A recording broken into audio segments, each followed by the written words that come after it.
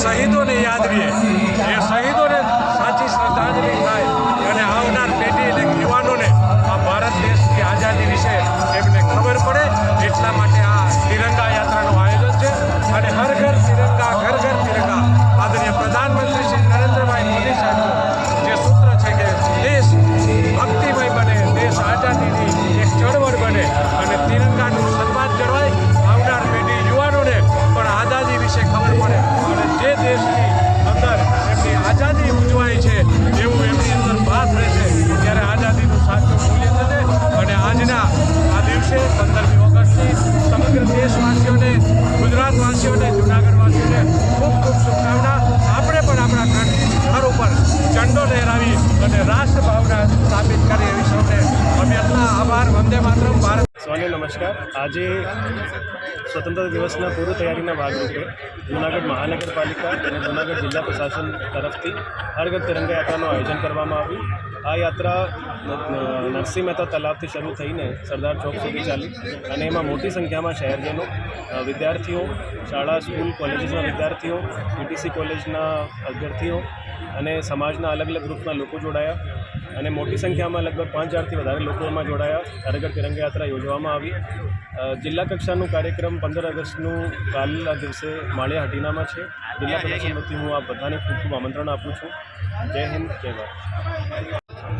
સ્વતંત્ર પર્વની પૂર્વ સંધ્યાએ આપ સૌ પત્રકારો, લોકશાહીના ચોથા સ્તંભ, આ બધા કર્મીઓ આપ સૌને શુભકામના.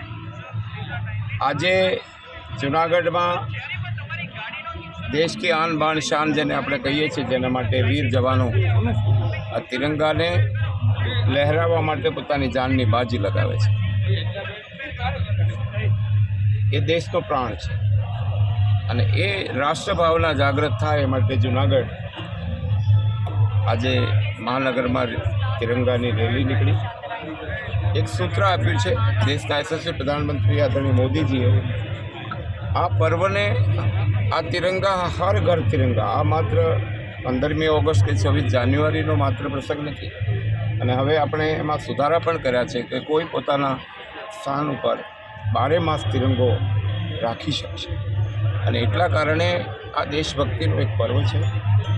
અને તિરંગા માટે તો આપણે કહેતા આવ્યા છીએ, આપણા જવાનોની શહાદત છે.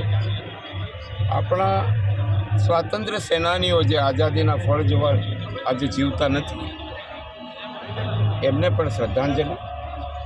છેલ્લા 79 વર્ષથી આ દેશની સીમાઓની સુરક્ષા કરતા વીર જવાનો શહાદત વહોરી છે. ભારત માતાની સ્વતંત્રતાને અક્ષુણ્ણ રાખવા એ બધાને પણ હૃદયપૂર્વક, શ્રદ્ધાપૂર્વક શ્રદ્ધાંજલિ.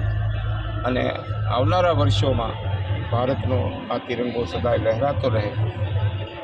ક્યારેક આપ બોર્ડર પર જજો, ત્યાં લખ્યું છે इस तिरंगे को हम सरहद पर लहरा कर आएंगे और लहरा कर वापस आएंगे. अगर लहरा कर न आ पाए तो उसके लपेट के आएंगे, लेकिन वापस जरूर आएंगे. तिरंगा माटेनो जे भाव है, सैनिकों, देशनी प्रजानो स्वतंत्र पर्वना दिवसे पूर्व पसंदियाए जूनागढ़ने पण बधाव्યું અને સ્વાતંત્ર્ય પર્વની શુભકામના.